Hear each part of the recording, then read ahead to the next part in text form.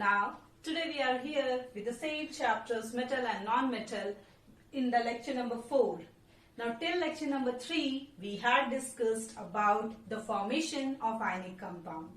Now, in this lecture, we are going to discuss the properties of ionic compound. And student, this is very important because in this time we are going to have MCQ questions. And in MCQ questions, many questions can be asked on the basis of these property of ionic compounds. Now let's have a look on the property of these compounds. The first property of the ionic compounds are they are soluble in water. Now, why they are soluble in water? The thing is, these are the property, but we should know the reason also behind these property.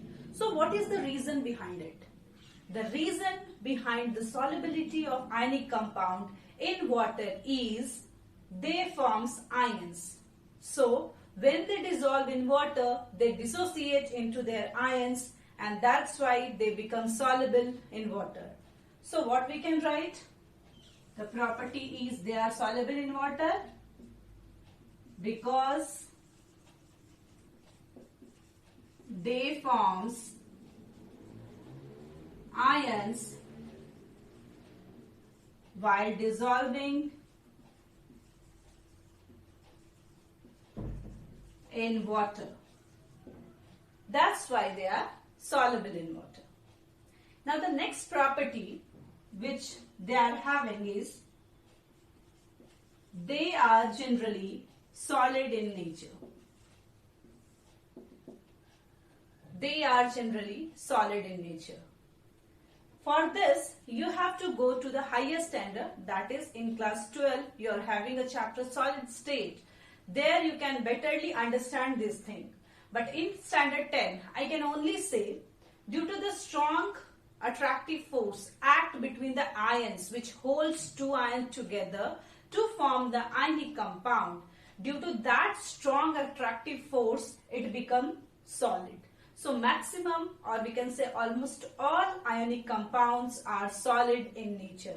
And the reason behind it is strong electrostatic force of attraction which holds two ions together, which binds two ions together. And since the strong force is there, so that the space between the atoms of the compound is very less, and that is the case of solid state. So we can write here, due to strong attractive force. Due to strong electrostatic force of attraction, these ions hold together, and due to their compact arrangement, they become solid in nature. So this is the second property of the ionic compound. Now moving towards the next, the third one is very high melting and boiling point.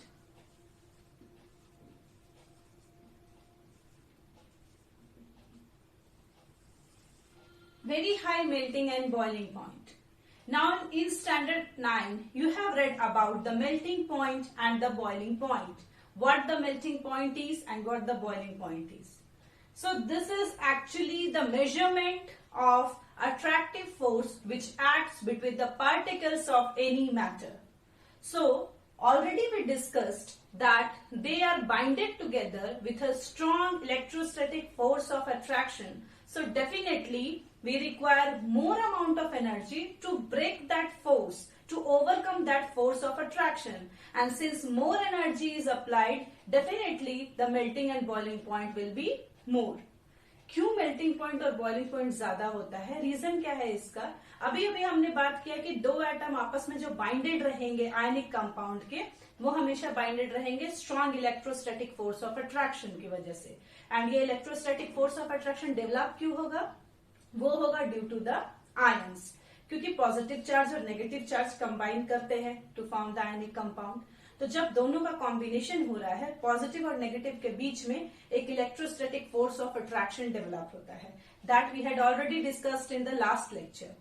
तो वो जो strong force है उसके overcome करने के लिए, उसको तोड़ने के लिए हमें ज्यादा एनर्जी देना पड़ेगा, और energy in the form of temperature here, energy in the form of heat here. So since we apply more and more energy to overcome this force of attraction, this binding force, that's why the melting and boiling point of any ionic compound is very, very high. So we can write, since they are bounded with strong electrostatic force of attraction, so to overcome that attractive force, we have to supply more energy, and hence the melting point and boiling point is high. So this is about the melting and boiling point. Now the last property of the ionic compound given in our syllabus is they conduct electricity in aqueous or molten state. So they can conduct electricity in molten or aqueous state, not in the solid state. What is the reason? You can imagine now, after all these points, you can now conclude that what is the reason behind it. In the solid state, there is no any availability of the ions, and due to unavailability of ions, the solid ionic compounds are unable to conduct electricity. But when it becomes aqueous or molten, there are free ions, and due to the movement of the free ions, they are able to conduct electricity. So what we can write? They conduct electricity in aqueous or molten state due to availability of free ions. So due to this availability, they are able to conduct the electricity. So these are the four properties of the ionic compound which make it very, very special. The first one is they are soluble in water. Second is they are solid in nature. Third is they are having very high melting or boiling point. And the last one is they conduct electricity in aqueous state or molten state. But students, do remember, if it is solid ionic compound, then they are not able to conduct the electricity. So these are about the properties of ionic compound. Now let's move towards the next topic. So the next topic which we are having is occurrence of metals. Now after all these topics, we are having a separate topic of this chapter, that is occurrence of metal. Now this section you have already read in geography.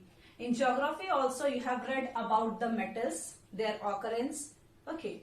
Now already you know that metals occurs under the earth crust, and anything which we get from the earth crust by the mining are called as minerals. Okay. So here we are going to have the metals from the earth crust by the mining process. But before that, I want to remind you one thing. The very first thing is least reactive metals. Now, you have remembered the reactivity series which I dealt in lecture number 2 of this chapter. Least reactive metals are what? Platinum, gold and silver. So these least reactive metals occurs in free state. They are found as such. But more reactive metals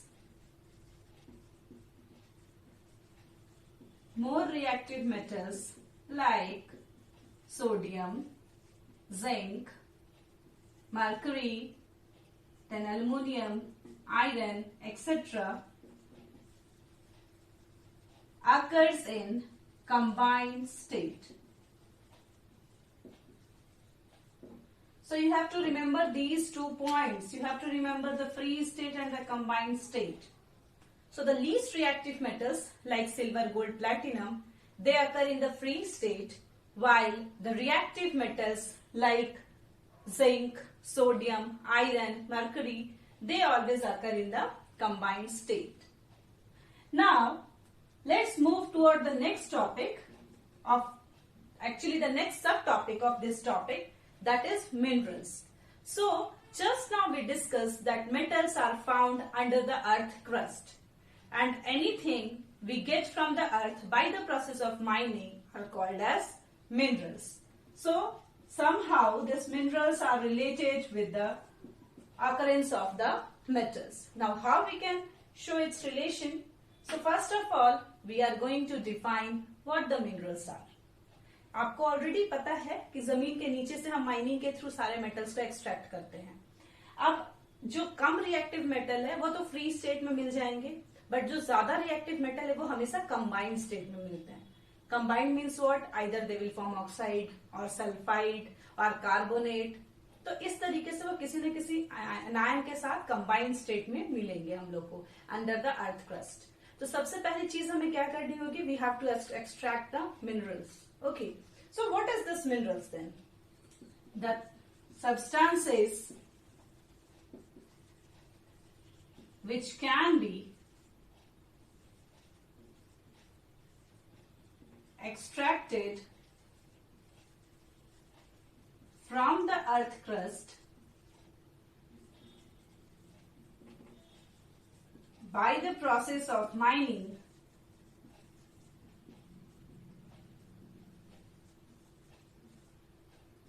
are called as minerals. So, the noticing point is the mining. Already we have discussed here that these metals occurs under the earth crust, and the thing which can be extracted from the earth crust by the process of mining are called as minerals. Now, here one more thing we can write or we have to discuss, that is ore. Now what is this ores? They are actually minerals from which metals can be extracted profitably, are called as ores. So what are ores? Ores are the minerals from which metals can be profitably extracted. So all ores are minerals, but all minerals are not ores. Students, in the chapter acid, bases and salts, also I have say the same line with for the base and the alkalis, that all bases are not alkalis, but all alkalis are bases. Similarly, here also we can say all ores are minerals, but all minerals are not ores. So what are ores? Those minerals from which metals can be extracted profitably are called as ores. So do remember these things. Now these metals occurs in the form of ores. Now we are having several examples of ores for different metals. Different metals has different ores. So if someone will ask you about the occurrence of metal, how you can explain? First thing which we are going to explain is the least reactive metal occurs in the free state, while the reactive metals occur in the combined state. The second thing which you can say, all metals are found under the earth crust and we can get it from the mining, means they are minerals. And the minerals from which we can get the metal profitably are called as ores. Now, why this profitably term is given here? Now you just see, हमने इतना बड़ा पत्थर निकाला जमीन के अंदर से और उसमें इतना सा गोल्ड निकलता है, तो ये क्या होगा, ये हमारे लिए नुकसान है। वो प्रोसेस, उसको हम ओर नहीं बोलेंगे, उस पत्थर को हम गोल्ड का ओर नहीं बोल सकते हैं। क्यों नहीं बोल सकते हैं? क्योंकि हमने इतना बड़ा पत्थर निकाल, आपको पता है कि एक माइनिंग करने में कितना ज्यादा इकोनॉमिकली खर्च होता है, तो अगर मैन पावर लगते हैं, पैसे लगते हैं, तो माइनिंग करके उतनी बड़ी चीज निकाली हमने, उसमें जरा सा कोई मेटल अगर मिलता है तो that thing is not considered as or. अगर हम कोई चीज निकाले और उसमें मैक्सिमम पार्ट हमारा मेटल का हुआ, थोड़ा बहुत डस्ट पार्टिकल या अदर इम्प्योरिटीज है या अदर आयंस हैं, then it is called as ores. So you have to write this term profitably. Profit also should be there. So minerals from which metals can be extracted profitably are called as ores. Now let's write examples of ores. Like for iron, the very popular ore is hematite. Now there are so many ores for the iron, but hematite we found most, having the formula Fe2O3, oxide ore. Then for zinc, we can write the name of ore is calamine, having the formula ZnCO3. Now the third one is aluminium. The name of the ore is bauxite, having formula Al2O3 dot 2H2O. Similarly, if we are writing for mercury, it is cinnabar, having the formula HgS. Now, there are so many examples of these ores. You have to learn the name of the ores which is given in your NCERT along with their formula. Now, by the formula, you can see here some of the ore will exist in oxide form, some will exist in carbonate form, some will exist in sulfide form. So there are many kinds of ores: sulfide ore, oxide ore, carbonate ore. So this is about the occurrence of the metals, that how metals occurred under the earth crust, how we get the metal from the earth crust. So students, in today's lecture, we have discussed about the properties of ionic compound and the occurrence of the metal. Now in the next lecture, we are going to discuss about the extraction of metal from their ores. If you are having any type of doubt, you can ask in the comment box. Thank you.